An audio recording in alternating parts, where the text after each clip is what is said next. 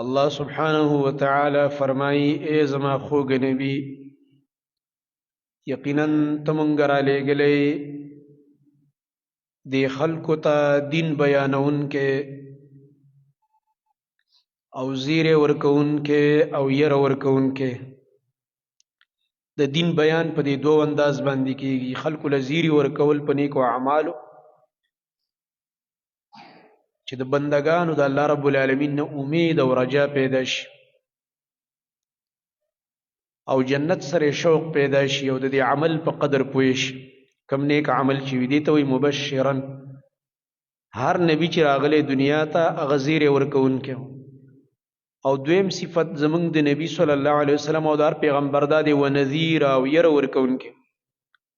خلکو له د شرک نه د کفر نه د ګناهونو نه او د دې د انجام نه یره ورکوي د جهنم د اور نه یری. او بیا الله رب العالمین فرمایي وداعیا الی الله او ای نبی تمنګ را لېږلی داعی الی الله چې د الله طرف ته دعوت کې من داغه توحید او داغه بندګۍ ته خلق را بلی دا د خپل ځان نه دا کار کې وي نبی اذنه د الله په اذن او د الله په حکم باندې ته دا کار کې. زمونږ نبی صلی الله علیه وسلم ته الله دا حکم کړی چې دا دین بیان کړه. کني سلويخ کال چې پیغمبر شوی نو حکم ورته نو شوی بس غلی خاموش ناست. مشرکانو شرک په بد لګیده دا غي دا ظلمونه په بد لګیده خلا دعوت نو شروع کړی تحریک نو شروع کړی. وسلويخ کال پس چې پیغمبر شونو تحریک شروع شو. ځکه الله رب العالمین فرمایي باذنه د الله په حکم تا دا کار کړی. سورہ نساء کې مغایت تاسو ته معلوم دی یا ایها الرسول بلغ ما انزل الیک من ربک. ای زما خوږ رسول ورسوه هغه څه چې تا ته ستا د رب د طرف نه نازلیږي. تاسو ته چې کوم احکام د قرآن په شکل کې نازلیږي د رب العالمین د طرف نه هدایات دا دې امت ته ورسوه. او الله رب العالمین ورته بیا دام فرمایي ګوره وان لم تفعل فما بلغت رسالته. کدا کار دی ونه کو منه دا دین دی خلکو ته ونه رسو نو د رسالت ذمہ داری دی ادا نه کړله. د الله رب العالمین پیغامات دا غي د رسولو چې کوم ډیوټي و اثر ته ګوره ونه رسېده. ذکر رسول الله صلی الله علیه وسلم د دین په بیان کې دی چا لحاظ نه دی کړ. نه دا پروا ساتلې دا چې دا خبره دی د پاره کوم چې خلک خوشاله شي او خلک می صفت وکړي. د خلکو د صفت پروا هم نه کړ دا لالچ هم نه کړ او نه دا پروا ساتلې که زه دا حق بیان وکم دا خلک به خپه شي څه به وایي. نه هر څه د الله دپاره کړي. دا حق بیانوم دی دپاره چې دا د الله رب العالمین د طرف نه زما ذمہ داري ده او هغه ته زما غاړه خلاصه. کومه ذمہ داري چې الله رب العالمین زما په ولو او په اوږو ایښې ده چې هغه ذمہ داري زه ادا کړم. ځکه د دې ذمہ دارو تپوسونه چې څنګه موږ تاسو نه کېږي د پیغمبرانو نه به هم کېږي. قرآن کې الله فرمایي فلنسألن الذين ارسل اليهم ولنسألن المرسلين. الله رب العالمین فرمایي خامخا به موږ تپوس کوو د هغه امتونو نه چې پیغمبران ورلېږلی شوي یعنې موږ تاسو او خامخا به الله فرمایي موږ تپوس د پیغمبرانو نه هم کوو. الله اکبر. قیامت داسې ورځ د پیغمبرانو سره به هغه د دغه والا حساب خو سره نشته دی چې اور ته پیځي خو الله رب العالمین به هغوی نه دومره تپوس کوي چې یاره هغه کوم دین چې درته ما حواله کړی و دعوت هغه هم ادا کړی که نه ای به یو یا الله موږ ادا کړی دی. دا اقرار به یو ځل الله اخلي. دا تپوس به الله یو ځل کوي خامخا. دا به موږ او تاسو ټولو انسانانو ته الله راښیي او جناتو ته چې ګوره زه نن د پیغمبرانو نه هم تپوس کوم تاسو پکې لاس وکړئ. د هغوی نه مې د هغوی د ذمہ دارۍ تپوس وکړلو چې تا خپله ذمہ داري ادا کړې که نه چې کومه وحي مې درته کړې وه هغه دې ورسوله او که دې ونه رسوله او په هغې دې عمل وکړو که دې ونه کړلو. عیسی علیه السلام نه هم دا تپوس وشي هغه به یا الله ما خو دین ورسو. بیا ورته الله وایي دا راته اوس ووایه دا ستا عبادت ولې شوی دی دا چې 25 دسمبر به مشرکانو نصاراو به ویلي چې عیسی علیه السلام تو اللہ کا بیٹا ہے اللہ نے بیٹا جنا او دا زمونږ دا منافقان د دروغ مسلمانانو سره کیکونه پکې کټ کوي. دا د شرک او د کفر عقیده ده. د هغوی د 25 دسمبر د دې اقرار دی نعوذ بالله چې د الله زوی شوی دی او ته مو سره پکې ملګری تا نو خو ایمان لاړی په دې باندې. د کافرو سره د هغوی په عیدونو کې، د هغوی په پروګرامونو کې، د هغوی په هغه کلیزې چې کومې کوي په دې کې شرکت حرام دی. دا ټول امت اتفاقي مسله ده، په دې کې د هېچا اختلاف نشته. اهل حدیث پکې د احناف ورونو نه سخت دي او احناف ورونه پکې زمونږ نه سخت دي، یو بل نه پکې ښه سخت کتابونه وګورئ. دې کې اړو د هېچا اختلاف نشته، نه د امام صاحب د مذهب او نه د امام مالک صاحب او نه د امام احمد بن حنبل او نه د امام شافعي صاحب او نه د اهل حدیثو، د هېچا په دې کې اړو اختلاف نشته. دا ټول امت اتفاقي خبره ده چې د کافر سره به د هغه په اختر د هغه په پروګرام کې نه شریکېږي. دا کار حرام دی. امام ابن تیمیه رحمت الله علیه په کتاب لیکلی اقتضاء الصراط المستقیم چې د کافرو سره په مشابهت نه ځان ساتي. ګوره نبی صلی الله علیه وسلم دې نه منع کړی. عیسی علیه السلام نه به الله تپوس کی اانت قلت للناس اتخذوني وامي الهین من دون الله. دا په الله رب العالمین د عیسایان پړه کوي، دا په مرای نه رانیسي. وس الله رب العالمین د شی واجب قانون دی. قیامت پر ورځ باندې ټول گواهان پیش کوي به دې رانیسي. کني الله که موږ هم داسې امرا واخلي نه، الله هم دې عذاب نه بچ کړي او موږ ټول اور ته ور واچوي، څوک تپوس کولی شي؟ نه. خو د هغه قانون داسې دی چې گواهان او پوره کاروایي به وشي نو بیا به مکمل د هر چا په مخ کې به د انسان پړ کړي نو بیا به اور ته بوځي. نو دا اوس د عیسی علیه السلام په ژبه پړه کوي. دا د دروغو چې دا ځان ته عیسایان ویلی او نصوارا یې ویلی، د عیسی علیه السلام تابعدار، د هغه په ژبه پړه کوي. او هغه خلک چې دا زمونږ پښتنو او د غیر پښتنو کې دي د لوی ځوان عبادتونه کوي او هغه ته وایي یاره مدد شه لویه ځوانه د بغداد شاهي میرانه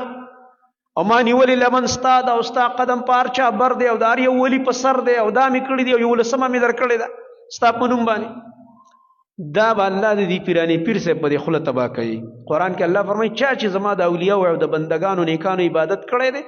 غیر الله عبادت خو شرک دی، دقه اولیاء به د دوی دشمنان شي د قیامت په ورځ. د دوی په خوله به الله پړه کړي، بیا به ورته روان کړي دا مشرکان. د هر نیک انسان چې عبادت او بندگی شوی ده او د الله سره چا په کومه طریقه شریک کړی دی، دقه انسان دغه نیک انسان به د قیامت پر د مشرک دشمن ګرځي چې دا دی ولا قبر ته په سلوري ور روانو، تور چیلی ور وړل، کله به یې 11مې کولې، کله به یې د هغه په نوم نظر او منښتې کولې، کله به یې هغه نه مددونه غوښتل، فلاني را مدد چې راورسېږي. علي رضی الله عنه نه چې څوک مددونه غواړي هغه مشرکان به الله د علي رضی الله عنه په مخ کې ذلیلې کړي او د هغه بیان به پوه شي چې دا غټ مشرکان او زما دشمنان دي، د سره ما سره محبت کوونکي نه دي او نه زما سره دوی سره تعلق شته. حسن حسین رضی الله عنه به راځي، هغه خلک چې د هغوی نومونه د دکاندارۍ دپاره استعمالوي، کاروبار چمکاول او هغه مزې پې کوي چې تاسو ته پته نشته دی، دا یو روزګار دی، اهل بیتو باندې کاروبار دکانداري د ډېرو غټو خلکو روانه ده. هغه به د حسن او حسین رضی الله عنهما په ژبه باندې په هغوی لعنت کېږي چې تاسو موږ نه ولې مددونه غوښتل، ولې هم د الله تعالی سره شریکان کړي. دا راته موږ ویل. نو الله رب العالمین قرآن کې فرمایي عیسی علیه السلام ته به الله وایي دا راته ووایه آیا تا دې خلکو ته ویلي وو اانت قلت للناس اتخذوني وامي الهین من دون الله؟ تا ورته ویلي چې ما او زما مور د الله نه غیر معبودان وګرځوئ، مددونه رانه غواړئ او د خیر او شر مالکان هم وګڼئ او موږ به رارسېږو ستاسو مددونه به کوو، لکه څنګه چې زمونږ د امت مشرکان غیر الله نه مددونه غواړي که نه فلاني صاحب به راورسېږي او را مدد شي. داسې نصوارا عیسی علیه السلام ته آواز کوي، د هغې مور بي مریم ته آواز کوي. څوک علي رضی الله عنه نه مدد غواړي، څوک حسن حسین رضی الله عنهما نه مدد غواړي، مشکل کشا ورته وایي، بگڑی بنانے والا ورته وایي، کشتی پار لگانے والا ورته وایي. دې پاره باقاعده قوالیانې د شرک او د کفر نه ډکې جوړې کړي دي، د بیمانې ډکه شاعري جوړه کړې ده، د دروغو روایات یې ولا په لکونو جوړ کړي دي، روافظو د صحابو دشمنانو د علي رضی الله عنه په باره کې هغه ته د دروغو اقوالې منسوب کړي دي. عیسی علیه السلام ته به الله وایي تا ورته ویلي زما او زما د مور عبادت کوئ د الله نه سوا او موږ ستاسو مدد کوو، په غیب وپوهېږو، نظر او منښتې کوئ او موږ ته اوازونه کوئ. عیسی علیه السلام ورته وایي یا الله څو پورې چې زه ژوندی وم نو تا ته ښه پته چې ما خو دوی ته ستا توحید بیان کړی دی او ما دوی ته دا ویلي ان اعبدوا الله چې د یو الله عبادت کوئ او د الله سره شریکان مه جوړوئ. او چې کله زه وفات شوی ما هغې نه بعد بیا زه نه یم خبر، ځکه عیسی علیه السلام باندې قیامت نه مخکې مرګ راځي او په هغه وخت کې چې یهودو د هغې د شهید کولو اراده وکړو نو الله رب العالمین اسمان ته خېجولی دی روغ جوړ بعضې خلک دا هم نه مني منکرین حدیث وایي دا پکې نشته دی مړه چې عیسی علیه السلام به راختلی دی او ژوندی دی او دا به راکوزېږي نو موږ به ستا مانو که موږ به د خپل خوږ نبي محمد رسول الله صلی الله علیه وسلم مانو زموږ نبي نه په متواتر احادیثو دا رانقل ده چې عیسی علیه السلام به نزول کوي دجال به مرداروي او هغه به په دنیا کې د عدل نظام قایموي د قرآن او سنت د قرآن او حدیث فرقې مرقې او دا ډلې ټپلې به دله ټولې ختموي او د هغې نه مخکې به د مسلمانانو امیر وي هغه به د الله د عدل نظام قایم کړی بیا به عیسی علیه السلام د دمشق د ښار د شام د دمشق چې کوم مرکز دی د شام د دې هغه مسجد په مناره بیضا باندې به راکوزېږي نزول به کوي عیسی علیه السلام او د سار د مونځ ټیم به نبی صلی الله علیه وسلم ټول ډیټیل مونږ ته ویلی دی مونږ ستا بکواس نه منو چې ته منکر حدیث یې ته د الله په کتاب اول کافر یې بیا وروستو د نبی علیه السلام د حدیث منکر یې حدیث منکر شي د اول په قرآن کافر یې قرآن کې الله رب العالمین د عیسی علیه السلام باره کې دا صفحه ویلي دي وما قتلوه وما صلبوه ولكن شبه لهم نه یې وجلی دی او نه یې پانسي کړی دی زما عیسی علیه السلام دوی ته شبهه راغلی ده دا په اشتباه کې پریوتي الله په رد کوي په دغه خلکو څوک چې وایي پانسي شوی دی او دا شوي او هغه شوي الله فرمایي ما بر رفعه الله الیه صفا اعلان الله کې ما ځان تر اوچت کړی دی بر رفعه الله بلکې الله پورته کړی دی کوم ځای ته الیه ځان طرف ته بره دی او چې کله الله وغواړي د هغې نزول به کېږي او دا په متواترو احادیثو رانقل ده دا خبره څوک چې د دې نه منکري د عیسی علیه السلام د نزول نه د ده په اسلام کې هېڅ حصه نشته دی د اسلام نه بار دی اگر که چغې وهي چغې خو ډېر خلک وایي دا د عقیدې مسایل دي دا د عقایدو مسله ده اخوا دې خو خبره نه ده که چا ومنله خو زمړه بس ښه خبره ده که ویې نه منله هېڅ هم نشته چې ویې نه منله بې ایمانه دی په دې کې سره ایمان نشته دی دی په خپل پیغمبر د هغه په رسالت اړو مؤمن نه دی چې دا خبره ونه مني دا به مني او د دې حالات را روان دي د دنیا حالات بل طرف ته ګوره روان دي دا حالات را روان دي دا به ته وینې یا به مړه یو او یا به ژوندي یو څه پته لګي موږ ته څه پته لګي کله به راځي خدا به راځي دې باندې زموږ مکمل 100% یقین دی الحمدلله علی ذلک نو عیسی علیه السلام د الله توحید بیان کړی خلکو ته دا بیان کړی باقاعده چې د یو الله عبادت او بندگی وکړي او دای فرمایلی وو چې ګوره خیال کوئ چې چا د الله عبادت او بندگی وکړله دا صراط مستقیم دی دا ګوره نیغه لاره ده هغه خو د دې بیان کړی دی نو غرض دا دی محمد رسول الله صلی الله علیه وسلم الله سبحانه وتعالی داعی را لېږلی دی او دغه رنګ نبی کریم صلی الله علیه وسلم خپله ذمہداري هغه ادا کړې ده د نبی کریم صلی الله علیه وسلم هغه اوچت کردار او د هغې هغه خصایص بعضې مونږ ذکر کول چې زموږ دپاره قدوه ده قدوه حسنه اسوه حسنه لقد كان لكم في رسول الله اسوه حسنه یقینا شته دی ستاسو دپاره د الله په رسول صلی الله علیه وسلم کې ښایسته نمونه د تابعدارۍ نو د رسول الله صلی الله علیه وسلم زندگی چې ګوري په هر لحاظ سره د کمالاتو نه ډکه ده په هر لحاظ سره هغې کې ناشنا کمالات د نبی کریم صلی الله علیه وسلم خصوصیات ډېر زیات دي څه روان خطبو کې انشاءالله وایو څه به نن بعضې ذکر کوو چې عبدالله ابن عباس رضی الله عنهما فرمایي كان رسول الله صلی الله علیه وسلم اجود الناس نبی کریم صلی الله علیه وسلم په خلکو کې ټولو نه زیات سخاوت والا انسانو دا سخاوت او دا دریادلی صفت پکې او د دریاب په شان زړه د نبی صلی الله علیه وسلم او دغه رنګه جابر رضی الله تعالی عنه فرمایي ما سئل النبي صلی الله علیه وسلم عن شيء قط فقال لا دا کله نه دي شوي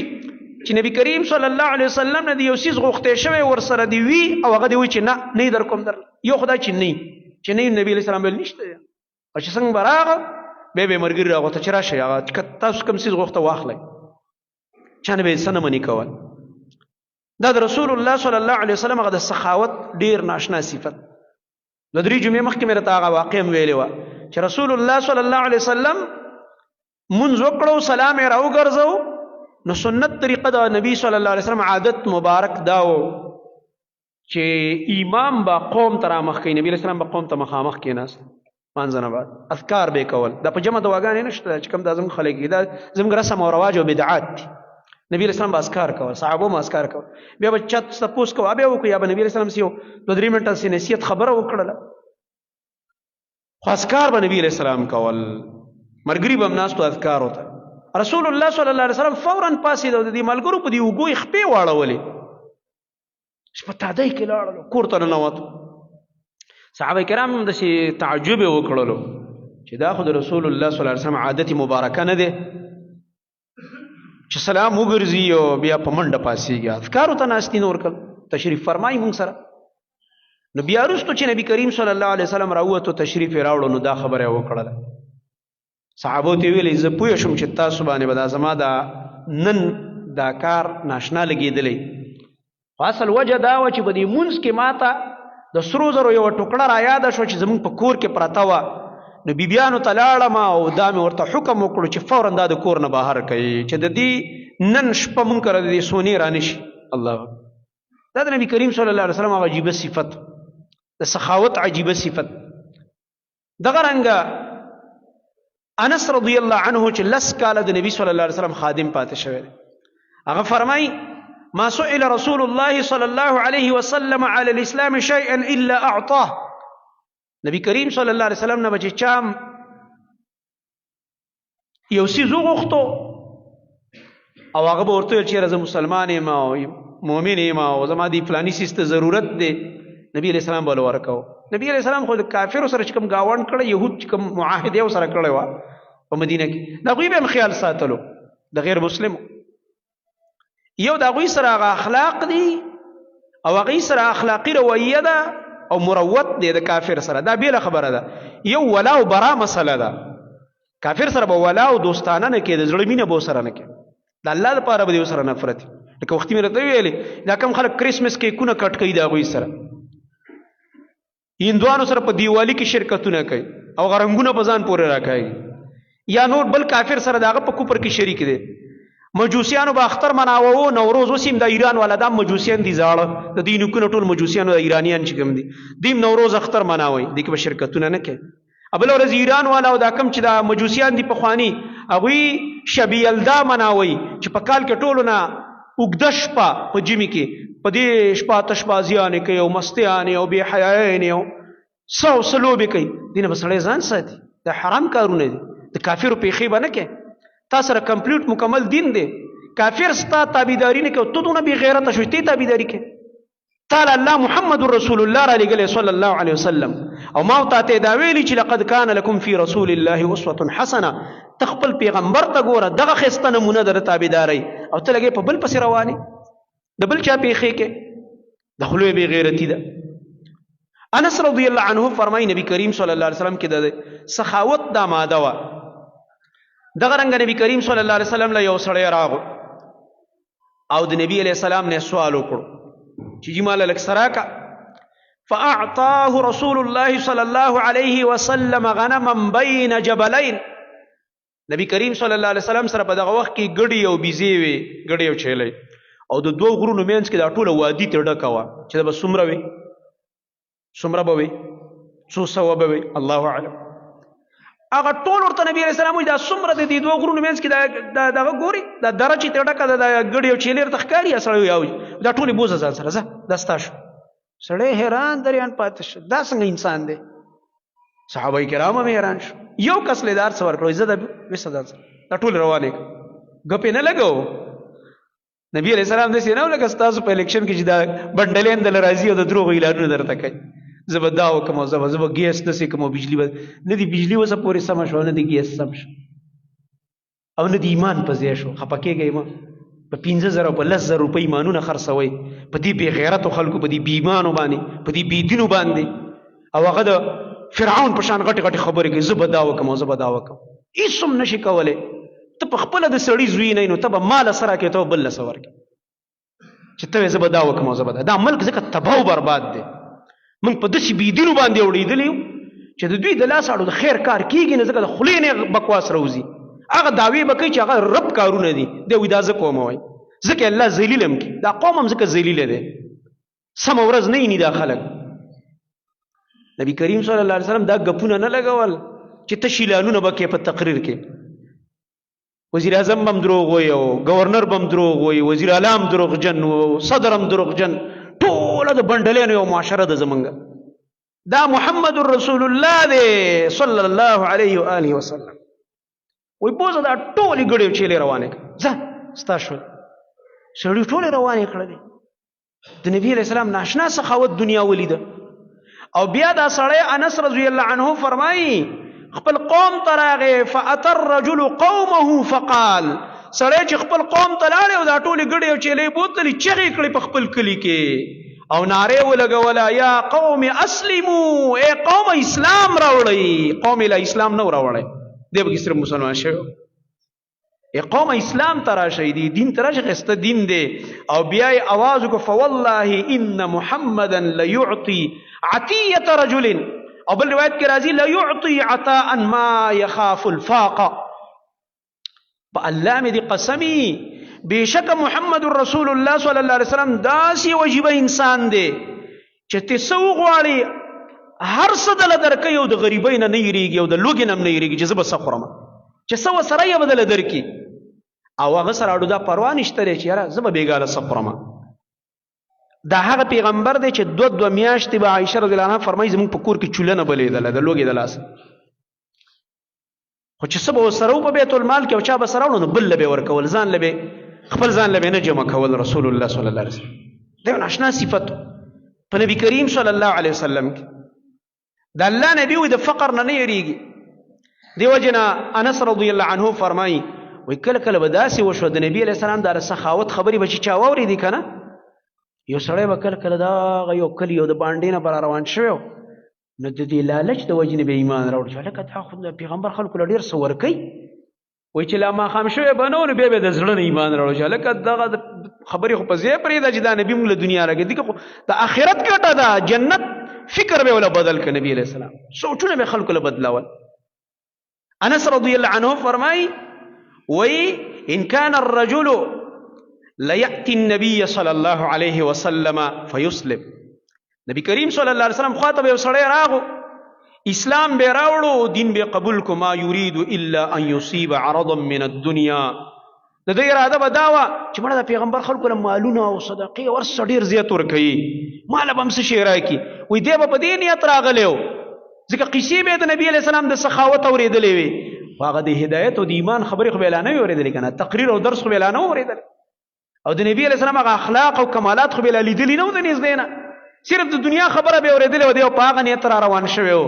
وی فما يمسي من يومه ذلك حتى يكون دينه احب اليه من الدنيا وما فيها. وی په دې سړي باندې با چې دا نن به اسلام قبول کړو د محمد رسول الله صلی الله علیه وسلم په لاس مبارک کې به لاس کې خو د کلمه به ویلا په د باندې بلا ما خام شوه نو او په دې ځړه کې به د دین دا محبت د دنیا ما فيها نزيات کې ناستو ما خام بلا نو راغله عمرګرو ته به قصه وکړه لکه زه خو راغله په دین ته ما چې ما ورېدل د پیغمبر خلکو له د دنیا چې څو سره مالونه ورکوي او سخاوت پکې ډېر دی لکه دا خدا دیني کمالي دی هغه شی نه پرېږده چې بس خلکو له څه ورکوي یا نه ورکوي دا دین ډېر د کمال دی د اخلاقو ته وګوره د تقوا ته وګوره د تربیت ته وګوره دا درس یې وګوره دا د الله رب العالمین یره وګوره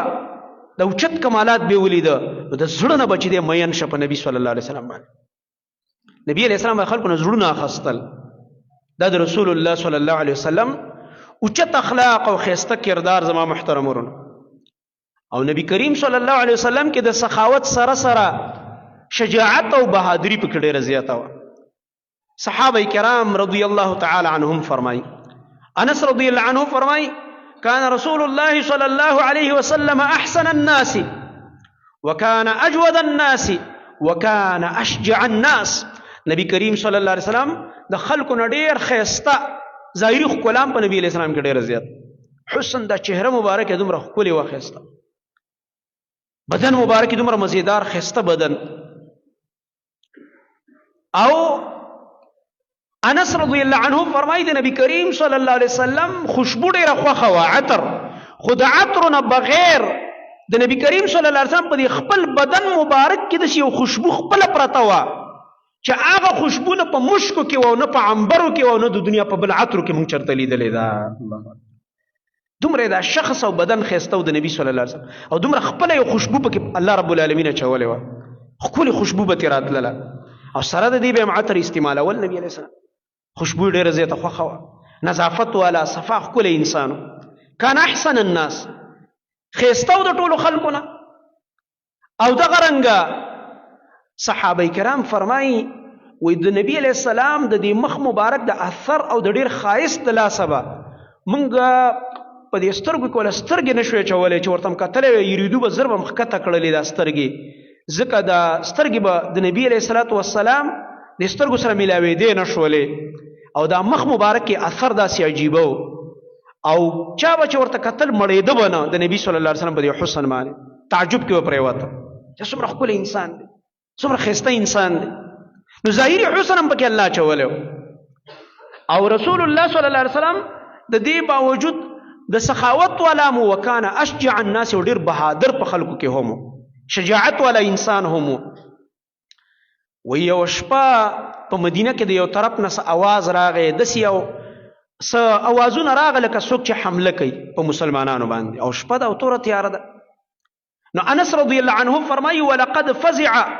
اهل المدینة ذات لیلة یو شپه د مدینې والا خلک ویرېده فانطلق ناس قبل الصوت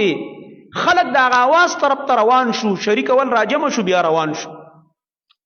نو چې خلق تله هغه آواز پسې چې دا کم ځای نه آوازونه راغسه دشمن حمله وکړه که څه نو نبي علیه السلام ځان له تلې او ځان یې رسولی مو بیرته را روانو د هغه ځای نه ځان له په ځان له دونه بهادرو. نو په دې کې فتلقاهم رسول الله صلی الله علیه وسلم راجعا د دې کسانو سره چې دا اوس روان شوي په شریکه ځي دا د مدینې خلک نبی علیہ السلام ورته دا خوانه راغی ځان له ځان له ملاقات ورسره وکړو او نبی صلی الله علیه وسلم چې وقد سبقهم الى الصوت نبی علیہ السلام په اواز پسې ټولو خلکو نه مخکې ځان رسولی وهو على فرس لأبي طلحة عري او ابو طلحه نه اس اخسته رضی الله تعالی عنه او داسې اسو چې د غم په د پاسه نه په بربنډ ملا ورته نبی علیہ السلام کېناست دا انتظار نه چې ولکه صبر کوه هغه دغې راوړی هغه ځینې راوړی او کته راوړی یا پکې دی بیا نه به ډارې بربنډ ملا ته ور ودانګل نبي علیه السلام د اس ملا ته او منډې کړله په هغه اواز پسې ځان له ورپسې ورغی دا څوک راغی دومره د خپل امت او دومره د خپلو ملګرو او د خپلې علاقې د په غیرت سره دفاع کوله نبي کریم صلی الله علیه وسلم. نبي علیه الصلاة والسلام چې اخوانه را روانو د ابو طلحه رضی الله عنه د هغه اس نوم هم په حدیث کې راغلی مندوب. نو نبی صلی الله علیه وسلم په دې غاړه مبارکه کې توره ځوړنده وه تورې غاړې ته اچولی وه دا د هغه زمانې اسلحه ده اسلحه د مؤمن زیور دی تورې اچولې ده او نبي صلی الله علیه وسلم را روان دی او دا فرمایي ملګرو ته لم تراعو لم تراعو زی زی مه یریږئ مه یریږئ څه نشته دی زه لاړم ما وکته څه نشته دی او بیا یې وفرمایل وجدناه بحرا منګه خو دا اس د ابو طلحه وموندله که سم دریاب دی دریاب. انس رضی الله تعالی عنه فرمایي دلته د نبي علیه السلام یو معجزه راښکاره شوه ناشنا معجزه دا راښکاره شوه چې دا انس رضی الله عنه چې د ابو طلحه رضی الله عنه دای هغه پښتانو ته پلندر وای لکه مطلب والدې دغه شي کونډه شي بیا بل چا سره په نکاح شي نو انس رضی نو انس رضی الله تعالی عنه فرمایي دا نبی علیہ السلام چې دا اس اخسته د ابو طلحه نه دایته عاریتن واخسته عاریتن دیته وای زه تاسو الکه تلک دا موبایل راکا یو میسج کوم یا یو ټلیفون کوم دې ته عاریتن لک ساتله ور بیرته درکما الکه دا فلانه سیز لګرا کدا قلم لګ لیکلو کوم بیرته واپس واخلا پینواله واپس دې ته عاریتن اخسته. نو انس رضی الله عنه فرمایي نبی علیہ السلام ته دا اس عاریتن واخسته او دا اس چې کومو وی فرکب رسول الله صلی الله علیه وسلم فرسا لابي طلحه بطيئا دا سست اسو بیکار اسو وای څه شو بیکار اس چې کله به د نور اسونو سره په لار روانو نو ټول نه بشاته پاتې کېده ناراست بیکاره سست اسو بطیء دی ته وی په عربی کې وان منکم لمن ليبطئن قران کې الله فرمایي بعضی په تاسو کې هغه دي چې ناراست کیږي او شاته کیږي نو دا اسم بطیء اس منا رست به پاتې کېده تکړه اس نو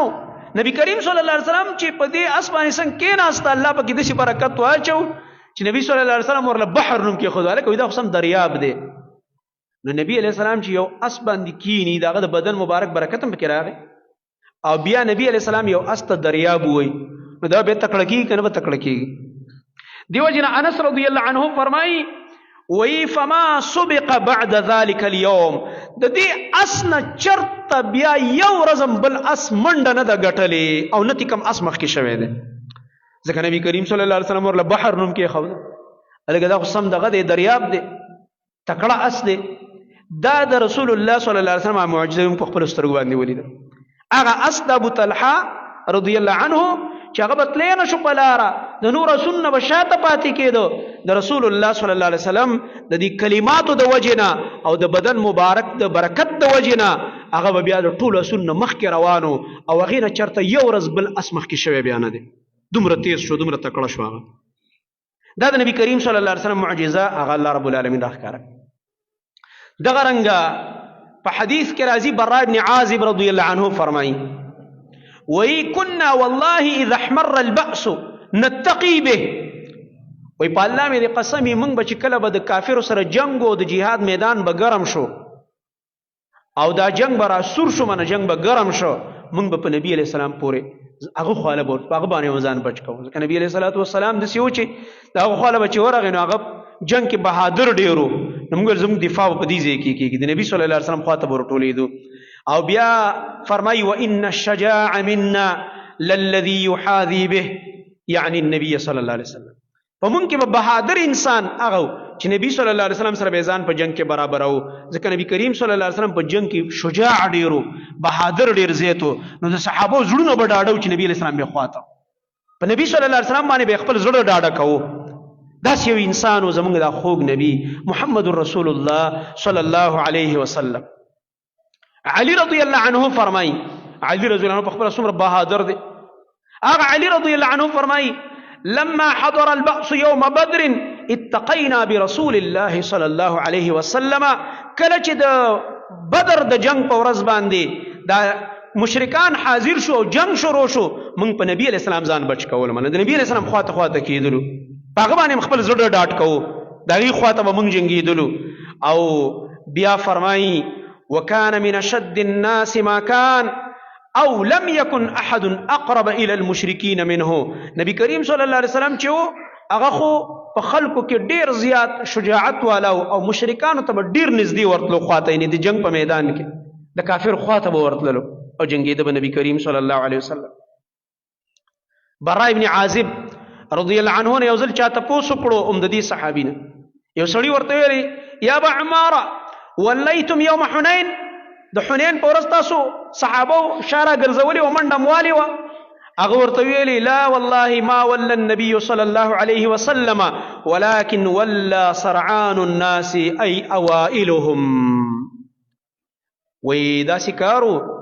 د حنین فتح د مکې نه پس شوی مکه چې نبی علیہ السلام فتح کړه نو د نبی علیہ السلام د ښایسته اخلاقو د وجې نه چې ټولې مکې ته معافی اعلان وکړلو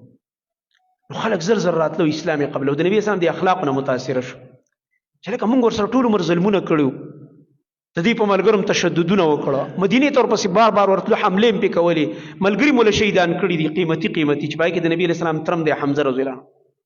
او دا عجیبه پیغمبر دی چې راغی او زور هم ورسره دی 10 زره لښکر دی ورسره هر یو کس نه مرۍ غوڅولی شي نبي علیه السلام اعلان وکړو بس ما ټول معاف کړي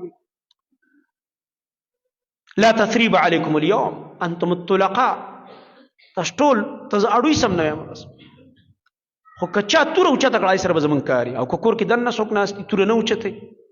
او هغه ابو سفیان چې اوسه پورې د نبي علیه السلام دشمن و د هغې کور هم دارالامن وګرځو که د ابو سفیان کور کې څوک دننه هم موږ ورته څه نه وایو دې وجې نه ابو سفیان هم راغو څه ترې جوړ شو رضی الله تعالی عنه صحابي دې جوړ شو ایمان یې راوړ کور والا هم راغه هنده هغې هم ایمان راوړل او نوي د مکې مشرکان ایمان یې راوړل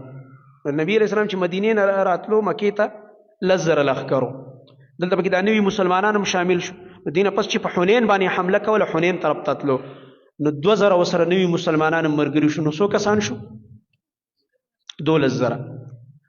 دلته د بعضې ملګرو د خولې نه یو خبر راوخته امتحان راځي که نه هغې د لاس هغه ازمایش راغی. هغې ویل مړه په 10,000 لښکرم ثابته مدینه او مکه ونیوله،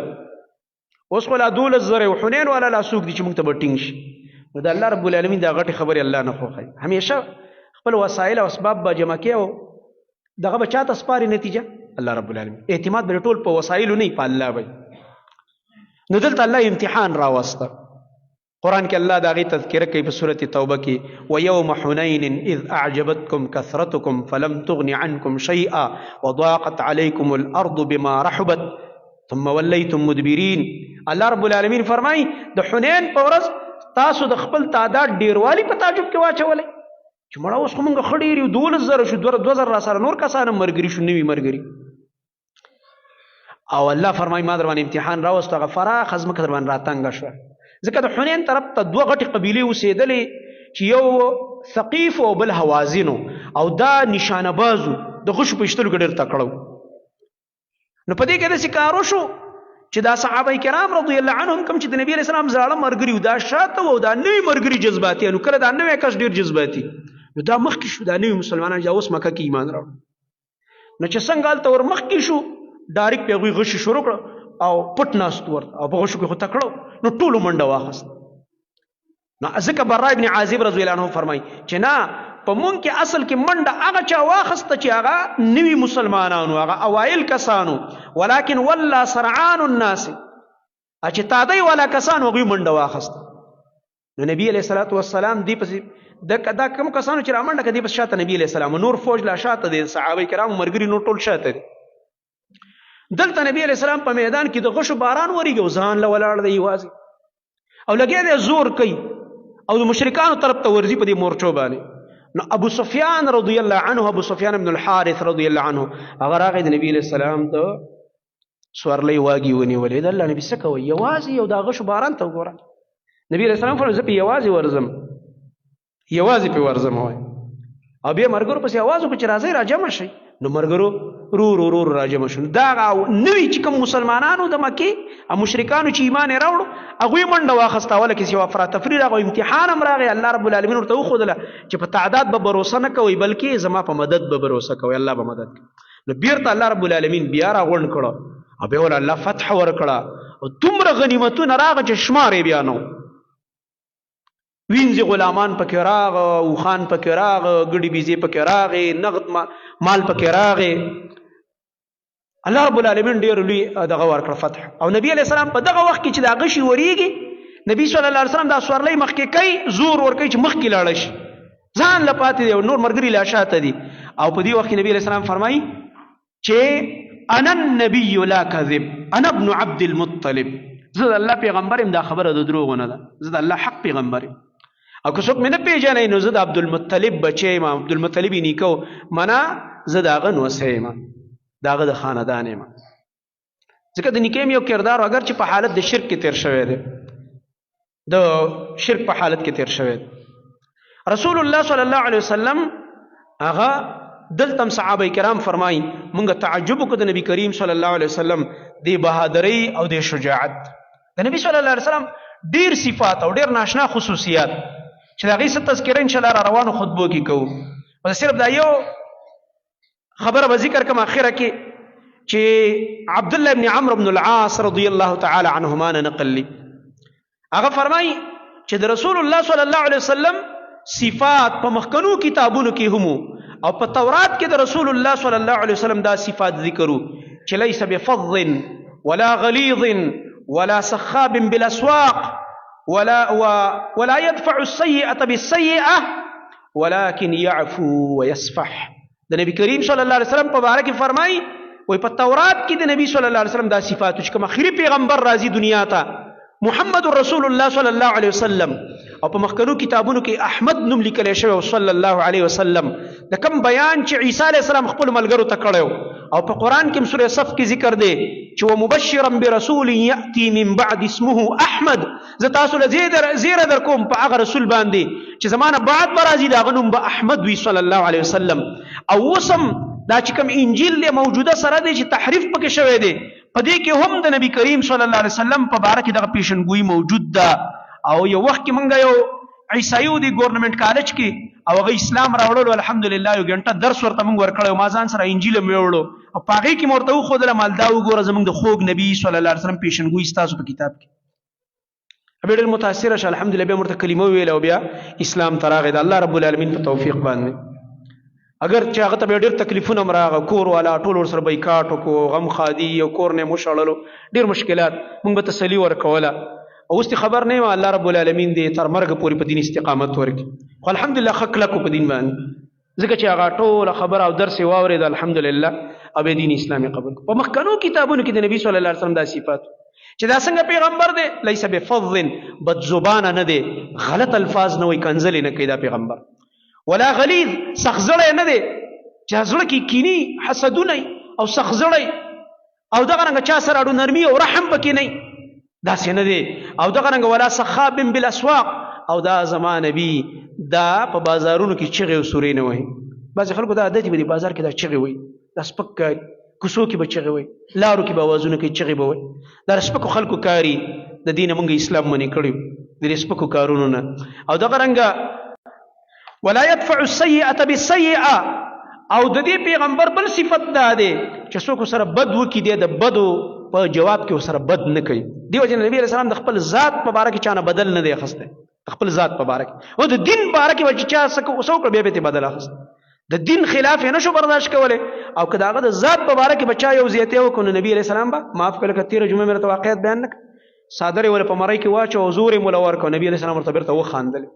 بیرته دغه مړی ته صادر وانه چولو نبی صلی الله علیه وسلم نبی صلی الله علیه وسلم کې دا صفت او ولکن يعفو ويصفح د دې پیغمبر غټ صفت دا دی معافي کوي او د خلکو د غلطۍ نه مخ ګرځي په خسته طریقه باندې او د مرګرو تربیت کوي به د نبی رسول الله هغه د صفح او د مخ اړولو د غلطۍ دا معنا نه ده چې بس په غلطۍ سترګې پټې کوي اسلام کوي نه هغه غلطي به چې چا وکړله د هغې به ورله دومره خسته علاج وکړو چې هغه انسان به بیا ټول عمر به د هغې اصلاح شوی وه لکه د هغې به انشاءالله زه یو دوه درې مثالونه د الله په توفیق که ژوند ور روانه جمعه به زه بیان کړم اقول قولي هذا واستغفر الله لي ولكم ولسائر